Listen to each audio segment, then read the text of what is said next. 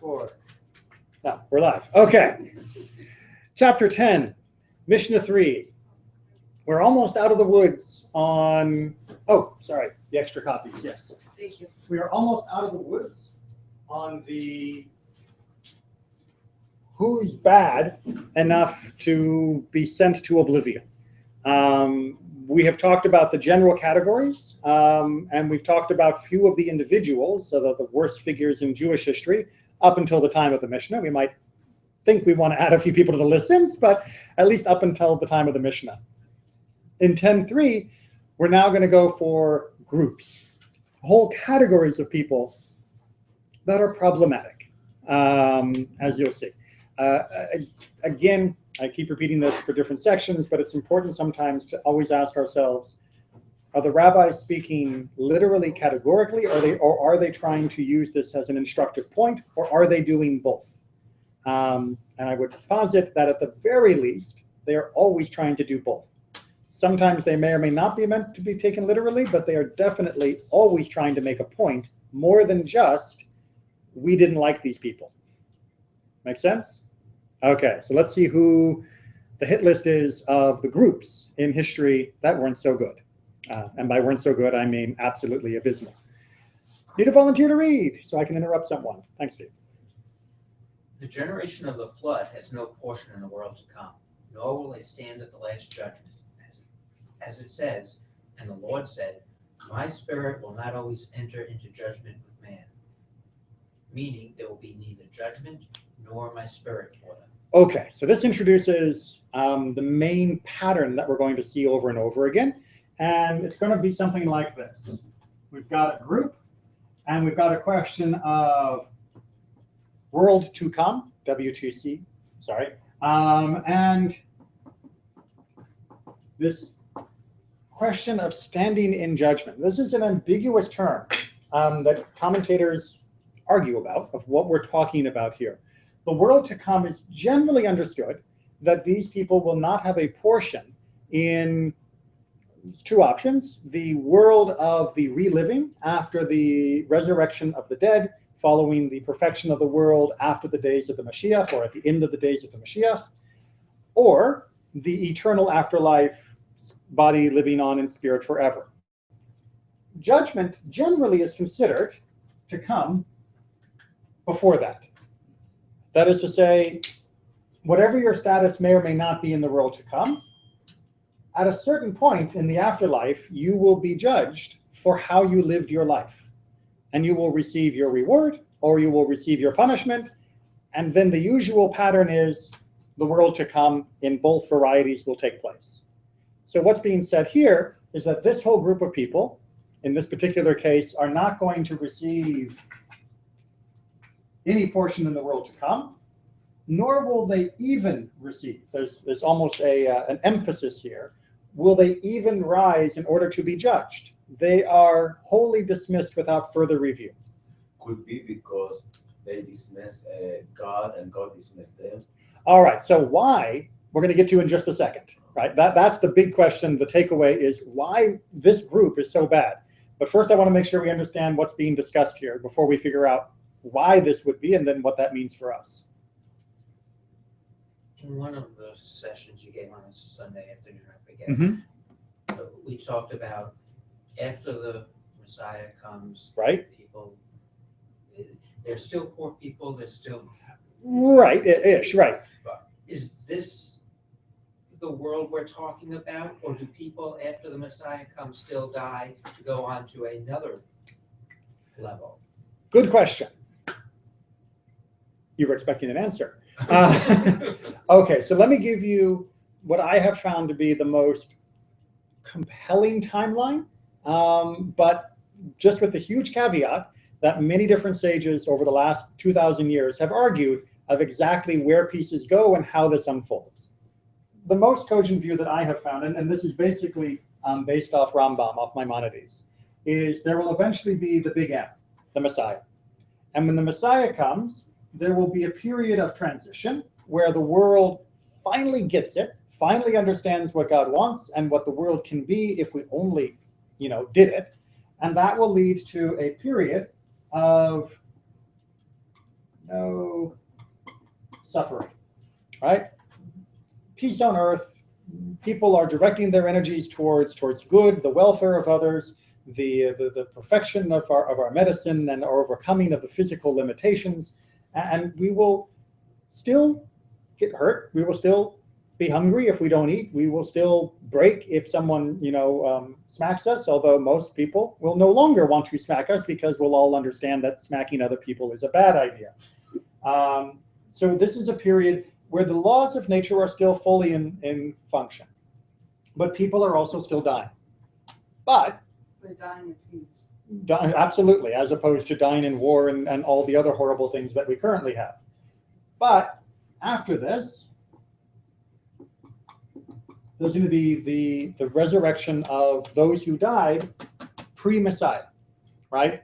Us, unless the Messiah comes tomorrow, please, maybe. And everybody who lived throughout all of human history prior to this is going to be reborn in this extended time period of the good life.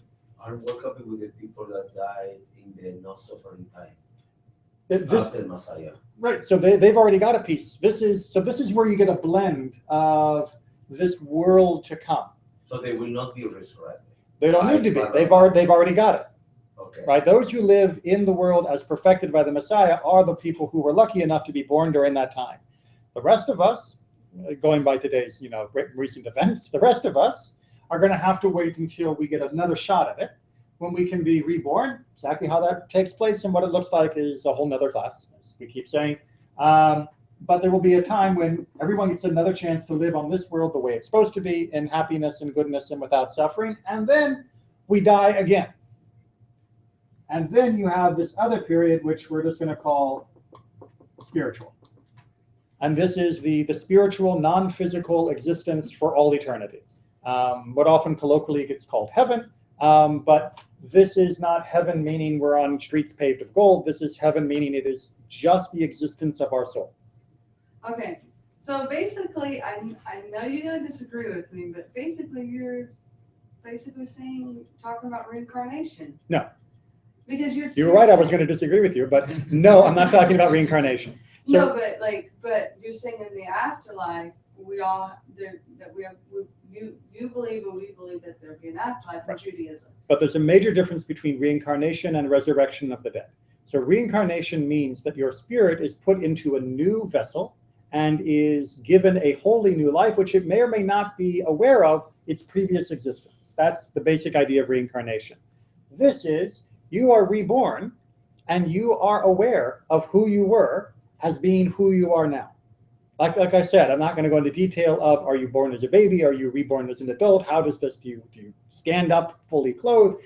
I'm not going to go through all of that right now because it's really complicated and lots of different opinions on it. But the key ingredient that everybody agrees on is during this period, those who are now having their second life are the same people who had their first life. They are not oblivious to their past. They don't have a new name. They don't have a new identity. They're not now a beetle or a panda. They are the same basic human being they used to be. Again, it's version 2.0, but it's still the same basic person. And that's where all that about how burial gets derived, because when this happens, you need to be all in tax. Ish. Something. Ish. Yes and no. So we treat the remains of our loved ones, anyone, with dignity and respect, partly out of a sensibility of the resurrection, but also because it is the appropriate way to treat the remains of a loved one. Because Jewish law is very clear that should the remains be destroyed, that's not going to stop this.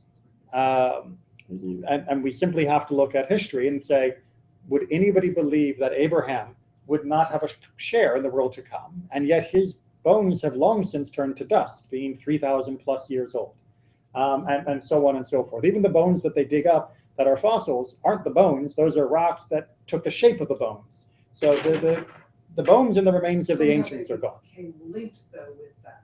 Yes, In a layer of the dignity, because this too, but yeah, it's a natural they are two different association. things, yeah. But it's also a very important thing to see the air between them, because sometimes it leads people to make false opinions.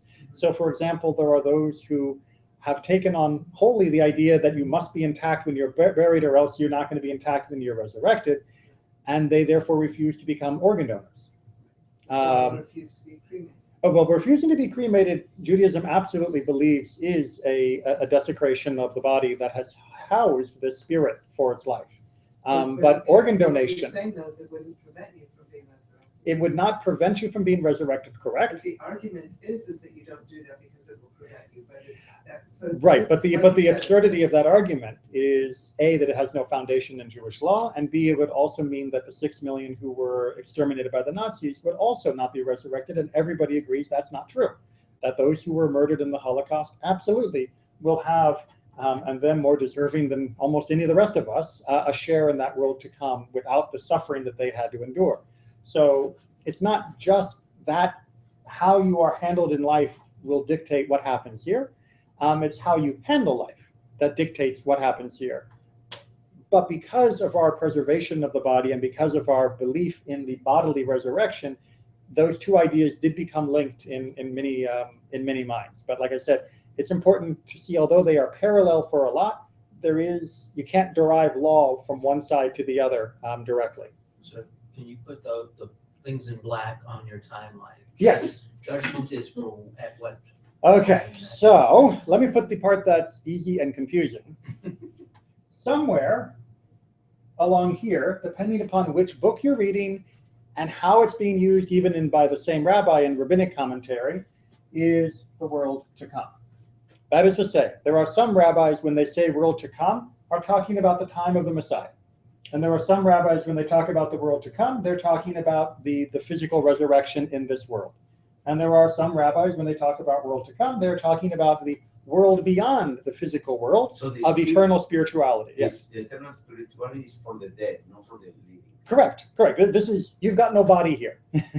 So that's why you can be wholly of spirit. And what is the role of the Messiah in all the process? Okay, so hold on, let me get the judgment. Yeah, Let me get the judgment side on, yes, right? yes. So the judgment is not exactly on the timeline from the perspective of the dead. But if we are talking about the timeline from the perspective of the living, that is to say, the dead aren't sitting in some waiting room going, I wish that judgment would just hurry up and happen. For as far as the dead are concerned, it's simply a blink of an eye. But from the timeline of the living, the judgment would basically be happening here. That is to say, for those who have already perished and now who are awaiting resurrection for the world to come, they will be judged before they take their portion of the world to come. For them, it won't look like any time's passed, but for the rest of us, we know this has to happen before that does. It's hard when you're talking about a timeline for things that have no time. So Yeah, no. Can you re-explain, please? Okay. As far as the judgment taking place and the timeline, from the perspective of the living, from the perspective of history, the judgment will need to take place prior to the resurrection of the dead. From the perspective of the dead, the judgment takes place after they die. And the amount of time in between is immaterial because they exist in a place that has no time. They die and now they're being judged, even though it may be 3,000 years in between. That makes sense? Okay. So if you have a group of people that you say have no share in the world to come, you are essentially saying, in this section, the most logical explanation is that they do not get brought back to life, nor do they then receive the spiritual. That last part is a bit iffy, but that tends to be an interpretation. If you don't get judged, you're not even in the running. It's kind of like, imagine you are in the human resources for a job, for a company, and you have a bunch of applications for a job that needs to be filled, and you're just looking through them, and you take names out, and you just throw the resume in the trash. You're not even reviewing the resume. These people are not even in the running for the job. It's not maybe yes, maybe no, not let me look at their qualifications. It's just, oh, him, no, gone. And that's what it says by not even judged. And generally that would mean, again, consigned to oblivion. There are some, Isn't that again, judging them? so is that not judging them? Yes, but it is judging them on a different scale, right? So for most of us, judgment is needed because we live mixed lives, right? We do some good things and we do some bad things. And our bad things don't have to be, catastrophic, but we all have a mixture of good and bad in our life. That's kind of what the whole high holidays thing is coming up to remind us about. And so when we die, our balance book, our scales are not always so clear of which side is where in that scale. It's not always clear to ourselves, let alone clear to the world around us. So yes, we need some review to make sure that this is happening. And if anything is an outstanding debt, it needs to be settled. That means punishment. And anything that is an outstanding credit, that needs to be rewarded. And that's what the metaphor of judgment is talking about. Other people, however, in the case of the generation of the flood, are so bad, you don't even have to go through that process. It's just their scales are whoop. There is nothing on the side of merit that even needs to be balanced out. It's not like I have to worry about, well, he was good to his grandma that one time, so I guess we could give him a little some reward. No, choom, gone. You are zero as far as the credit side goes in your balance book. So it is a judgment in the sense that they are judged lacking, but it is a judgment in the sense that they receive no reward, no consideration, no space for extenuating circumstances. They are wholly and utterly worthless, which comes back to Natan's question or statement. What was so bad about them? Right? Why would the generation of the flood be, just pull the lever and drop them in the trapdoor to nothingness? Before that was a question, what is the role of the Messiah? Oh, okay. So what is the role of the Messiah then? Starting on the process. Right. So why is the Messiah the Kickstarter for all of this? Because right now what we do is we are living in this time period over here called regular world, where the average person is mixed. That is to say, the average person makes lots of mistakes, the average person does lots of good, and the average person is confused much of the time. And those mistakes and confusion and the goodness mix together and create a world that has a lot of unnecessary problems, a lot of unnecessary suffering. There are certain things that are necessary because I'm made out of cells and blood and stuff like that. But there's a lot of stuff that happens in this world that could easily, or even with just a little bit of work, be avoided as a problem. The Messiah is going to be the person who removes the scales from our eyes, although I'm not sure if that's our metaphor. Removes that blinders from us that keep us from seeing how obvious it could be to live a good and right life all the time without the confusion and the mistakes. And that will then create a process where this world finally comes into alignment, into focus with what God has been hoping we would reach since the very beginning. So it will be like a teacher. Not like a teacher, the teacher, right? Capital T, the teacher. Teacher par excellence. The example I love to give is like the teacher who can teach algebra to anyone, right? They have the magic gift that no matter who's in their class, bless you, when the kid leaves that room, they understand algebra and they love algebra and they use algebra. Because most teachers can only reach a certain percentage of the class at a time. The Messiah, 100%, everybody gets it when they walk out that door. He's good. He's good. And really that is the paradigm that Judaism holds up for ultimate greatness. So somebody who can make you finally understand well enough that you can make the right choices consistently, and so can we all. And then look what goodness we get. So if you still have people that don't get it, meaning he's not a real Messiah. Okay, well, yes and no. We're kind of veering off field, but if you still have people who don't get it in the sense that they are deliberately attacking the vision of the world that the Messiah is portraying, one of goodness and peace and all those lovely slogans, then they are enemies. And that's why you do see a vision in many of the prophetic works of conflict during the days of the Messiah. That as it becomes clearer and clearer to the majority of the world of what goodness is, a minority of the world is going to remain unconvinced, willfully choosing to be ignorant.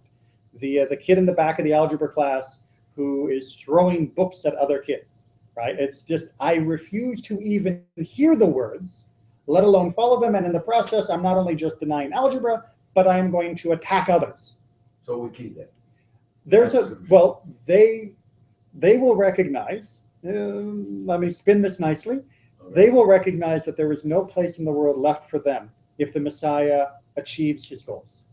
If the Messiah's teachings truly spread throughout the entire world, then those who believe in brutality, who believe in might being the only measure of success, those who we probably would just call bullies nowadays, but bullies eventually can become national icons, they will recognize that their days are numbered because there will be no more followers. There will be no one else who will be bullied, and the weak will have banded together against them. And so they will fight. They will fight to the death to preserve their ideal of the world. In many ways, we've already seen a glimpse of that with Hitler. He said very, very clearly in Mein Kampf, he was struggling not just for the rights of Germans, he was struggling for the right of might. He believed in that whole Übermensch ideal that the powerful among the world should walk the world like gods and should walk on the bodies of others. And one of his gripes, many gripes with Judaism, is we kept saying that was a bad idea. And so he believed that Judaism needed to be swept aside because it kept criticizing the mighty for behaving badly. So that's all where it boiled down? It's not all. He had a lot of other problems too.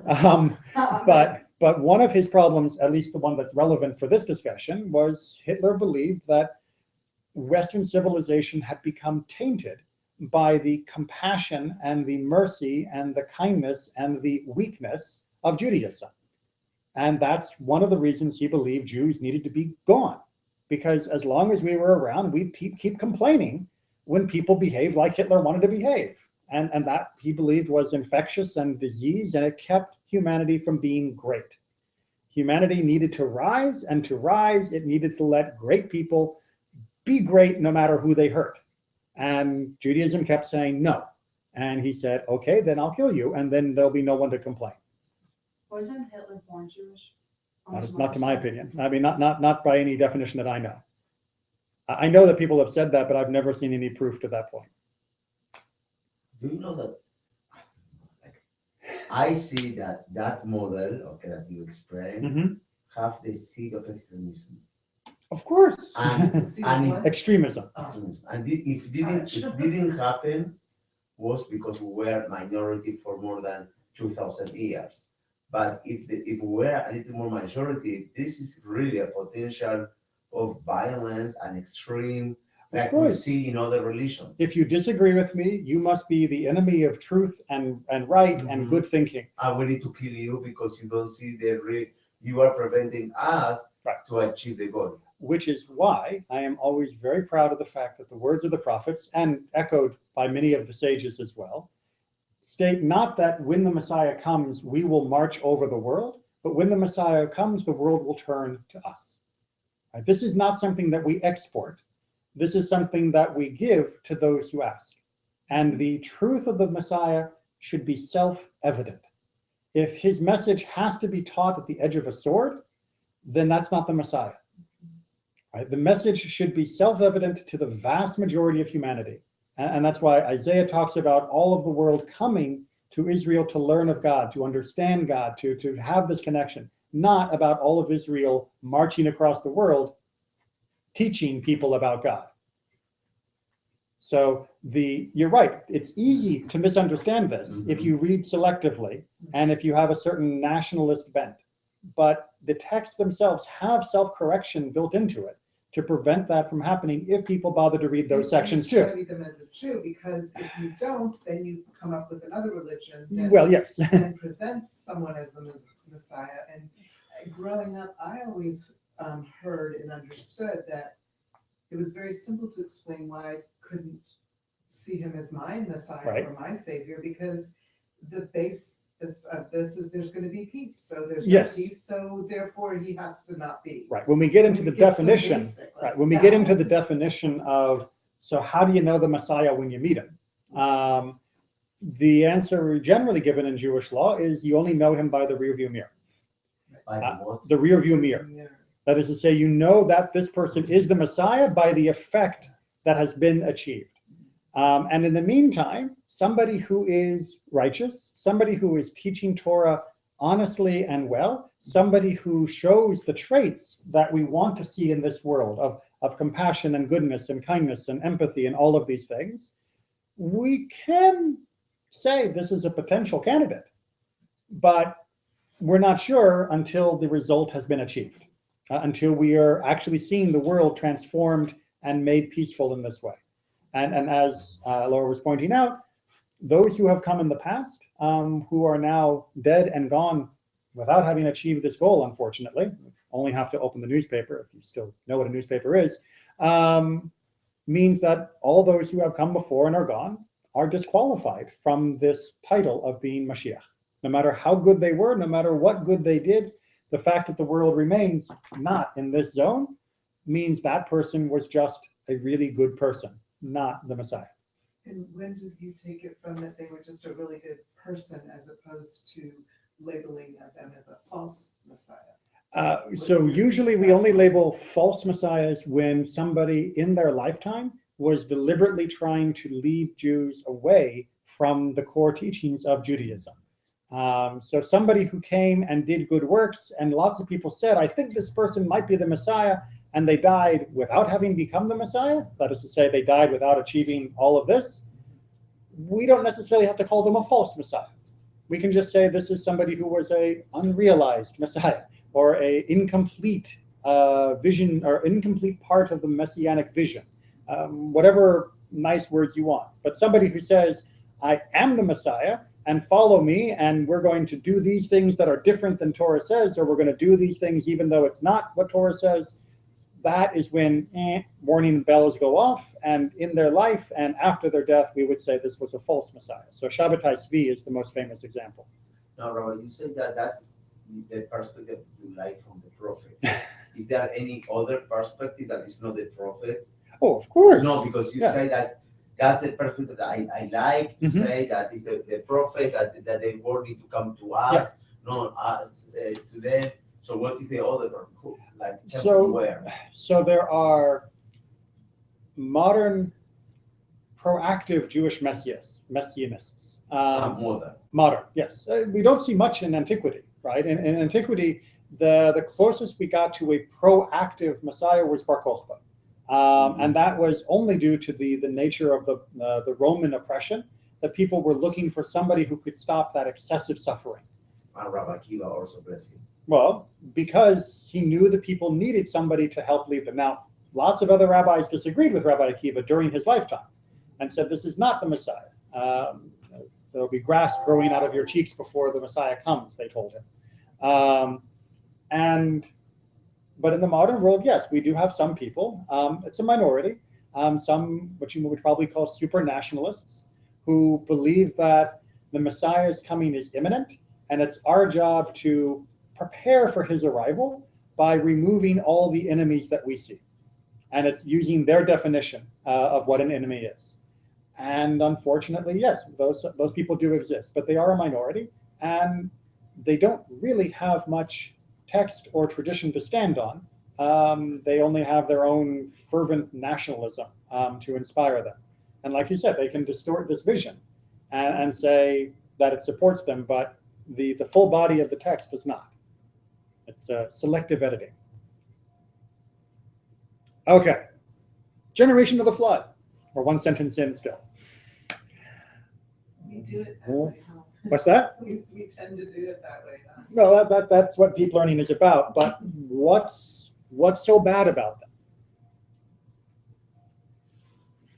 About the generation of the flood? What was so bad about them? They couldn't swim?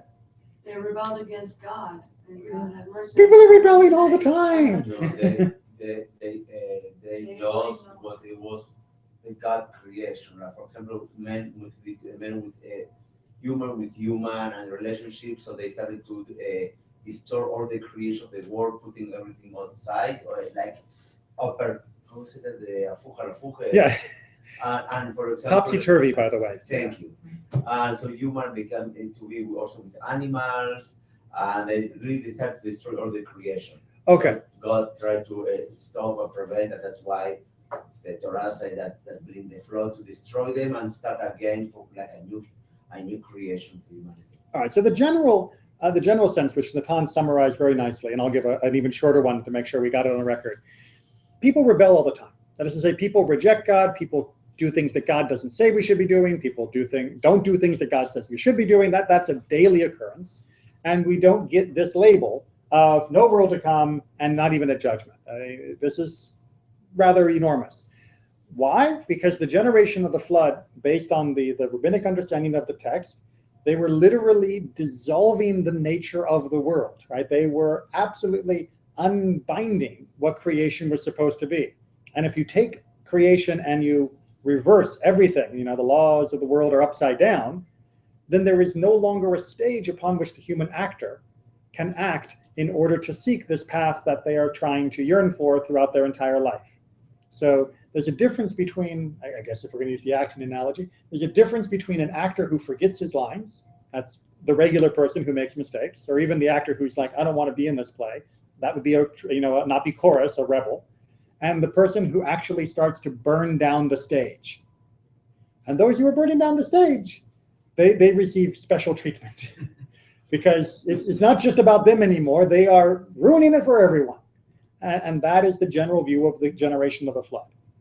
Is that they were going above and beyond the call of duty of being bad people. They were literally, and I'm not using literally figuratively, they were literally trying to undo the basic structure of creation. The Suicide Squad. Suicide Squad. I didn't see the movie, no spoilers. No, neither me, but. Okay, we got to move on. Generation of dispersion, part 2. Generation of the dispersion have no proportion in the world to come, as it says, so the Lord scattered them from there upon the face of all the earth. So the Lord scattered them refers to this world, and from there the Lord scattered them refers to the world to come. All right, so again, a lovely little midrash of trying to analyze this. Why do we have this redundancy? The Lord scattered them, and from there the Lord scattered them. The Torah shouldn't be repeating itself unless it's trying to teach something new. Basic principle of Jewish exegesis, of Jewish textual study. The first one teaches us that God scattered them in the actual world, and then scattered them from there, meaning, and they were also not getting a piece of the world to come. They were scattered from both worlds, this world and that world. Any difference between this and our first phrase?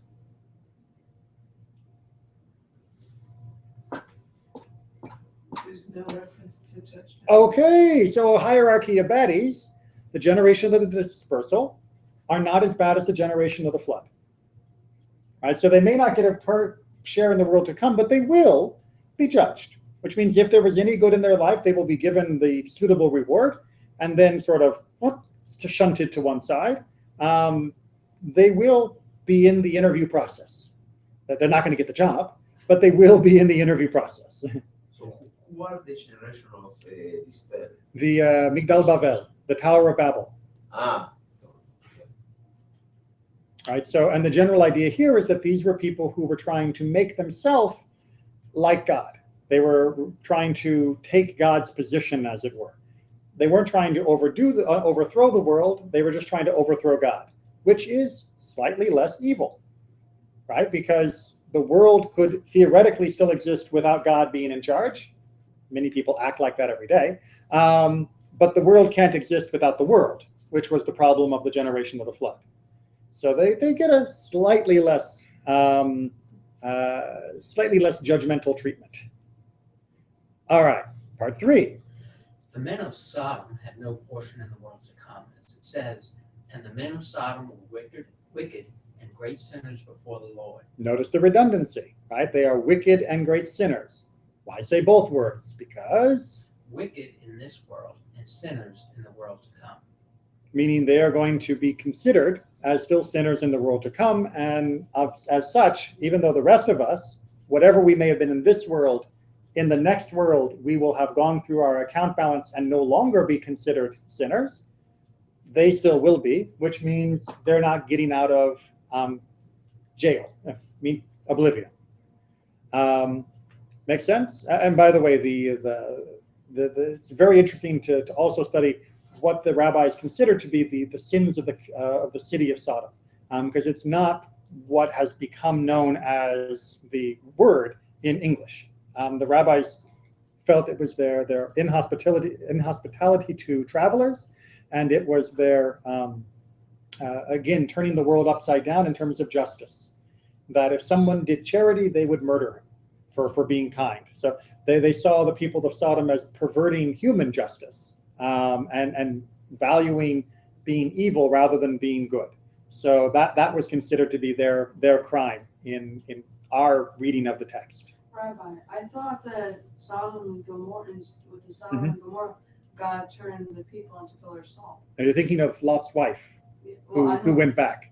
Yeah. Only she is described as having that particular death, not the people of Sodom itself. But I didn't know that was during, but Sodom and Gomorrah was during Noah's flood? No, these are different time periods. Oh, okay. Different time periods. Yeah, that was. Okay, part A. Yet will they stand at judgment. Rabbi Nehemiah says, neither the generation of the flood nor the men of Sodom will stand in judgment, as it says, therefore the wicked shall not stand in judgment, nor sinners in the congregation of the righteous. Therefore the wicked shall not stand in judgment refers to the generation of the flood, nor sinners in the congregation of the righteous refers to the men of Sodom. All right, so Rabbi Nehemiah says, we got this verse here taken from the Psalms that says that sinners and wicked, two different groups, are not being in the community. So that must be talking about world to come, which means they don't get the judgment because they're not in that group. So who could our two groups be? One must be the generation of the flood. Everyone sort of agrees on that. The other one must be the generation of Sodom, or the group of Sodom rather, and that's his opinion. But the sages disagree. The sages said to him, they will not stand in the congregation of the righteous, but they will stand in the congregation of the wicked. All right, so they read it more carefully. They say, yeah, in Psalms it does say they will not stand in the congregation of the righteous, meaning, yes, we don't expect that the people from Sodom will be treated the same way that righteous people or even regular people are treated, but they will be in their own congregation, their own group, their own subcategory, called the congregation of the wicked. And they will be treated differently than the rest because of their exceptional status, but they will still get treatment. They will still be judged. Because maybe, I don't know, like my interpretation, okay, is that maybe because if you open the door for the so straight interpretation, you will leave a lot of people in a modern time, and a current time, like at the rabbis. The contemporary, Yes, out. Because saying that people that like the sin of reversing human judgment, okay, all of what we learn of the pattern of killing each other is also reversing human judgment. So could be like moving too to the extreme, being too selective, and maybe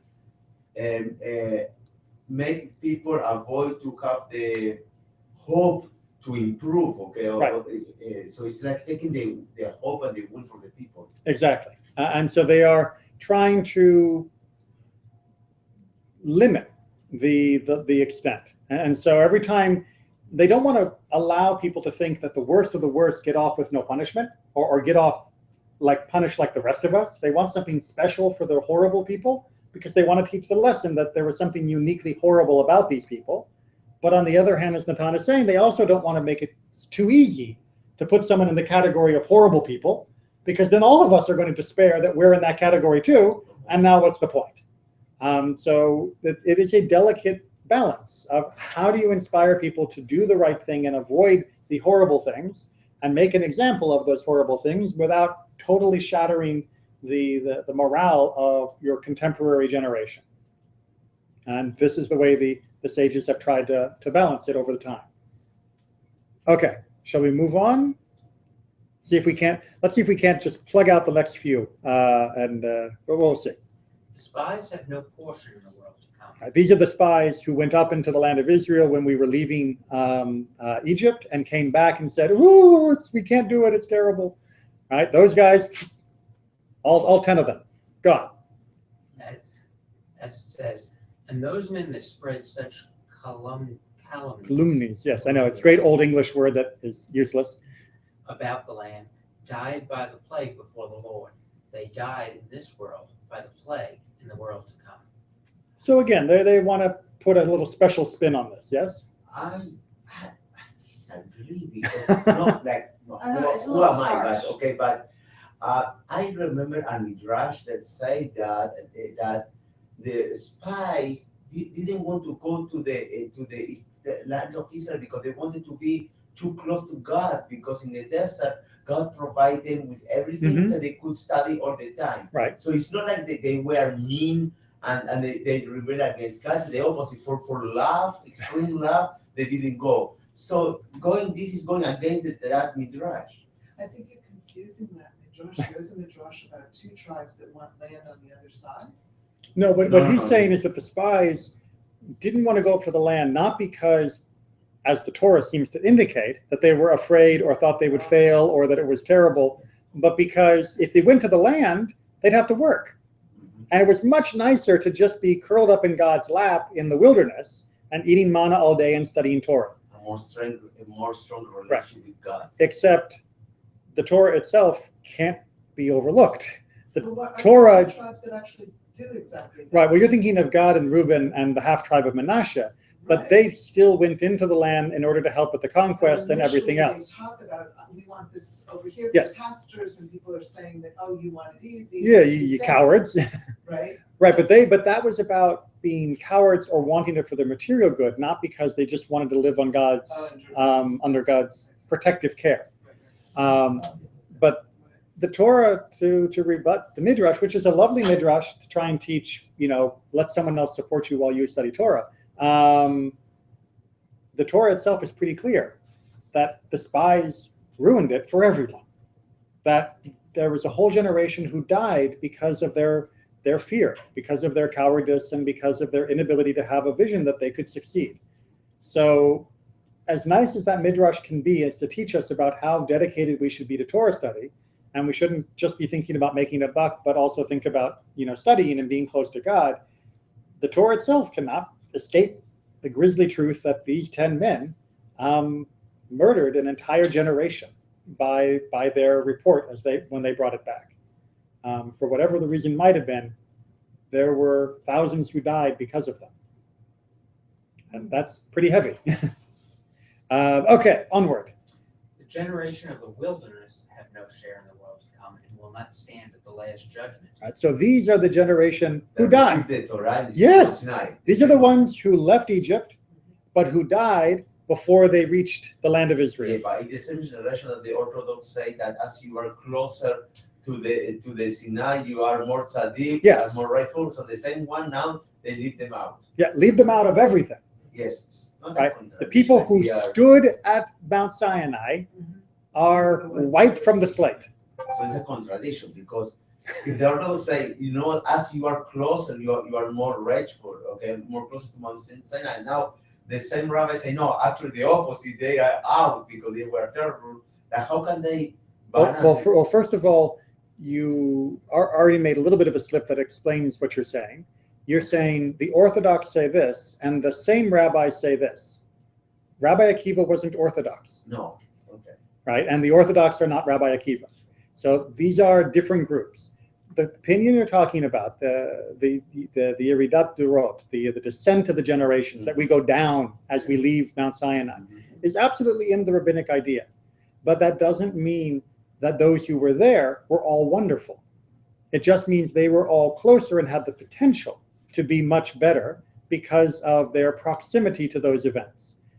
But the rabbis have always balanced that idea with the idea that whoever is alive now is important for now, right? The idea that halakha follows the most recent opinion, not the original opinion, because the person who is now stands on their shoulders. We stand on the shoulders of giants, but we can still see further than the giant. We may be a pygmy, but the pygmy on a giant's head sees farther than the giant. So there is a balance within the full rabbinic text. And you're right, there are some that only look at one slice of it. And when they look at the rest of it, it's a little surprising. But the generation of the wilderness is not well liked in the Torah, nor in rabbinic literature. However, Rabbi Akiva is going to have a little challenge on this. As it said, in this wilderness they shall be consumed, and there they shall die. Again, we got a redundancy, right? According to the words of Rabbi Akiva. Rabbi Eliezer says, concerning them it is said, bring in my devotees, who made a covenant with me over sacrifice. Right, so these are those who are devoted to me. They have made a brit with me. They have a place. So yes, they're rotten, but they are part of the covenant, and so they still have a place. So Rabbi Eliezer argues with Rabbi Akiva on this, that yeah, they were terrible, but they have the brit, they have the covenant, and therefore, like the rest of us, they have a place in the world to come. But also the spies were also inside the covenant, because the spies were after Mount Sinai. So if you can apply the same logic of Rabbi Akiva, Of course. also for them, because also they were part of the generation, and also after the covenant. So. Welcome to the Beit HaMidrash, right? There's a reason why there was discussion about this. The idea that the spies didn't may feel categorical, because on the page there's nobody arguing, but in the room there's somebody arguing, and somebody defending not defending, but someone speaking on their behalf for extenuating circumstances. Maybe because they were the leadership. That could be maybe why they were receiving a harder punishment. And now you can see why they put them in two different categories, right? Because we know that rabbinic ideas say the leaders are held to a stricter standard than the followers, because more responsibility falls on their shoulders. So the fact that it doesn't seem perfectly fair sparks this debate, and then we can see a distinction, and we can still argue about whether it's fair to make a difference between the two of them. But regardless of our ultimate understanding about the fairness that applies to each of these groups, we have learned that it's important to be fair, that it's important to have faith in God, that it's important not to be a coward in the face of these difficulties, that it's important to still be part of the covenant. We have learned all of these other things in the process of discussing these two categories. Savior. So you've got Rabbi Akiva, you got Rabbi Eliezer. Mm-hmm. You don't have the sages No. coming in and giving a resolution. Correct. That way we get to continue talking about it. Okay. Yes. That's what that meant. Yes. Okay. And then part 6 and 7 are going to be very similar. The congregation of Korah is not destined to ascend from the earth.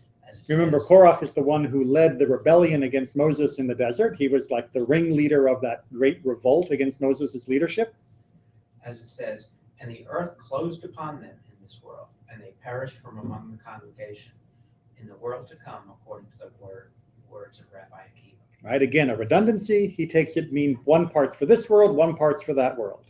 Rabbi Eliezer says, concerning them it is said, the Lord kills and makes alive. He brings down to Sheol and brings up. Sheol is the byword for the underworld, for where the souls wait until there is something else. It's kind of just a euphemism for your status in between your death and the resurrection. And Rabbi Eliezer is saying, look, God says he takes down and brings up. So just because they went down in this horrible, horrible way, if God wants to, he can bring them back up.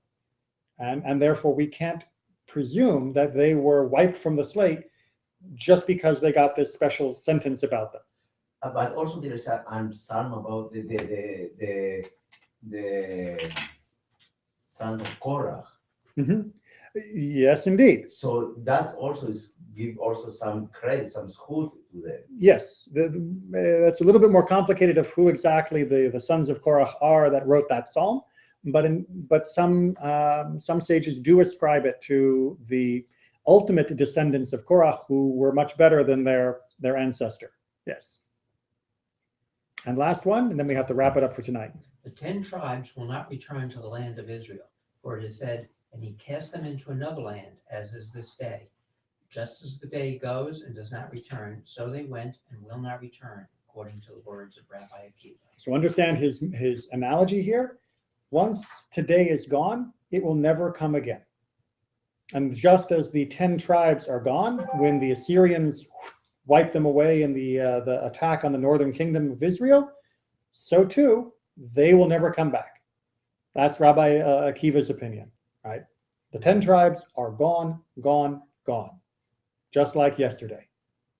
However, Rabbi Eliezer says, as is this day, just as the day darkens and then becomes light again, so the 10 tribes, even as it went dark for them, so will it in the future become light for them.